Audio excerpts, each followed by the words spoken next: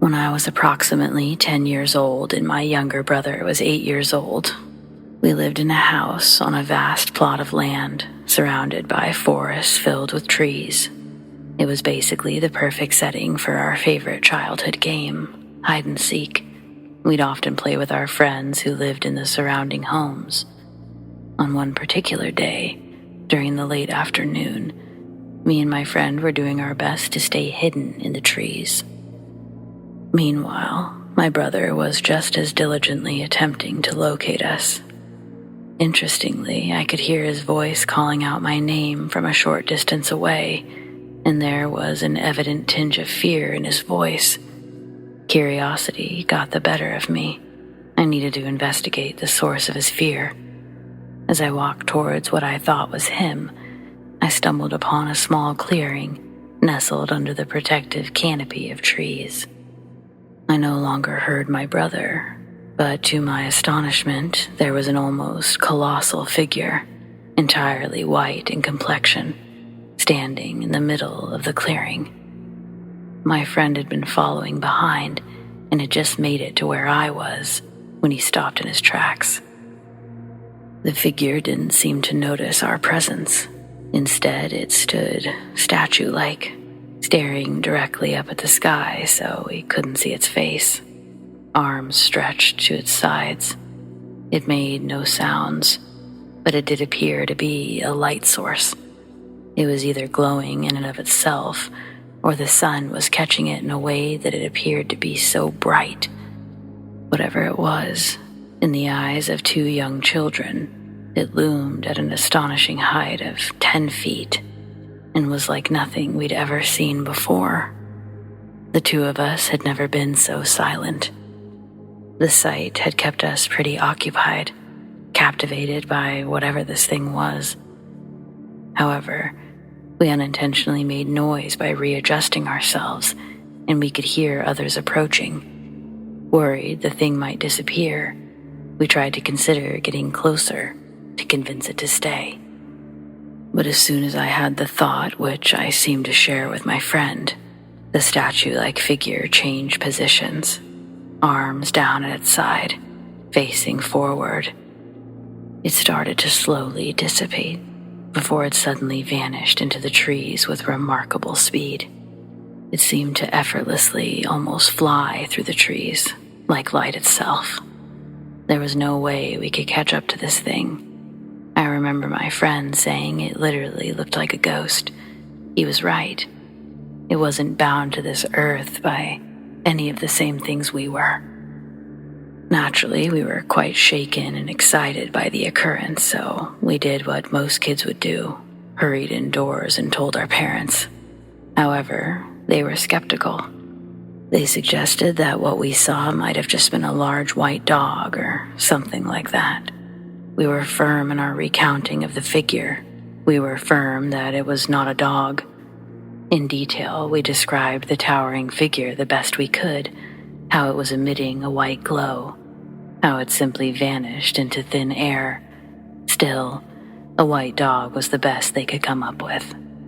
Nevertheless, to this day, I'm certain that we did indeed witness something. We felt no fear when we laid eyes on it, but we never encountered it again.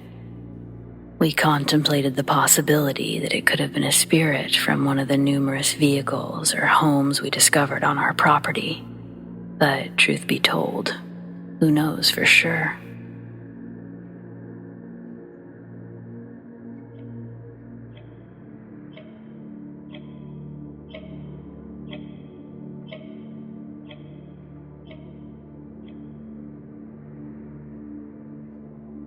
My parents purchased a home situated on 180 acres back in 2018.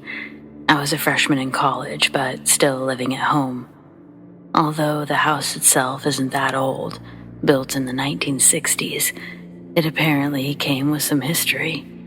Not one that I know much about, unfortunately, but my family has had enough experiences there to understand there's a certain energy. My sister believes to this day that the house is haunted, and I'm actually inclined to believe her, but I don't necessarily know if it's malevolent. It's been a while since I've lived at home, but I remember the first events and anything I've been told pretty clearly.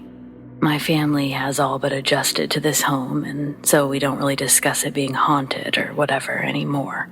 That was the request of my mother, though I think it was on behalf of my sister.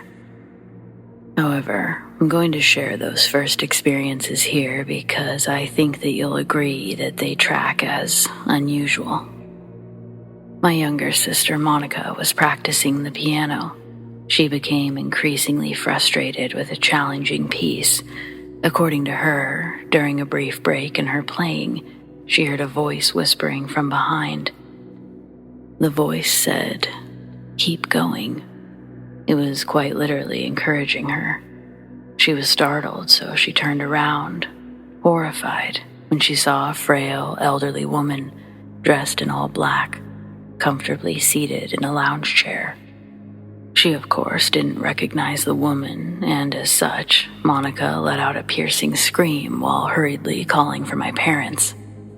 By the time they came to check it out, the apparent woman had vanished. Barely a week later, Monica was taking a shower in our parents' bathroom when she happened to catch a glimpse of herself in the mirror. She saw the unmistakable outline of a woman dressed in black, just as before. Her face was concealed by the fog. Even still, Monica sprinted out of the bathroom, completely nude, and encountered our parents' startled guests. This fact alone further convinced me that she was not making up these encounters. I almost felt bad for doubting her. Either way, I felt bad for her. Hell, I even went as far as making fun of her when it came to the piano incident. But not after this one. Then fast forward to our Thanksgiving celebration. While we're enjoying our first Thanksgiving meal in this home, the inexplicable unfolded. The china cabinets, which sat directly behind my sister, every item in them and in our dining room, began to violently tremble. I looked around at everyone's faces, and we shared the same expression of horror, except Monica. She was in tears, now hiding under the dining room table. Everyone else stayed put, not saying a word. Almost as soon as it had all started, it stopped. My parents claimed it was likely an earthquake, though I never believed that story. You can Google those kinds of things, and there were certainly no earthquakes near Bozeman, Thanksgiving 2018. The final blow I really remember occurred sometime after Christmas 2018, signifying a point that finally convinced those who doubted, aka my father. He possesses to this day a beloved leather chair in which he habitually sits day after day. It's positioned near a window, and my mother typically opens it to let in some fresh air. She'd done so on this night just before an inevitable small snowstorm. Concerned about his prized chair getting wet, my father explicitly asked my mother not to open the window while the chair was nearby, as it would ultimately ruin his chair. The following morning, my father rose early for work and noticed that the den had been rearranged, resulting in his chair being relocated all the way across the room, instead of in its usual spot by the window. Assuming it was the hard work of my sister and I from the previous night, my father went to work without dwelling further. When my mother awoke, she too discovered the rearranged room and assumed my father was responsible. Us kids assumed the same. We thought that he had intentionally changed the layout. Not common of him, but who else could be responsible? It wasn't until dinner time that evening that we collectively realized the true extent of the rearrangement. The meticulous placement of the magazines, the controller, even the rug.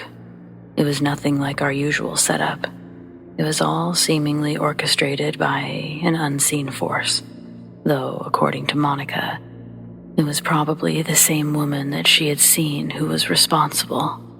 We determined that the rearranging of furniture would have taken place between 10 p.m. and 5 a.m., though, astonishingly, no sounds were heard, despite the fact that mine and my sister's room were directly beneath the den. Previously, my parents would dismiss such occurrences, but after that time, their attitude changed significantly until they went back to ignoring it completely, which seems to have worked.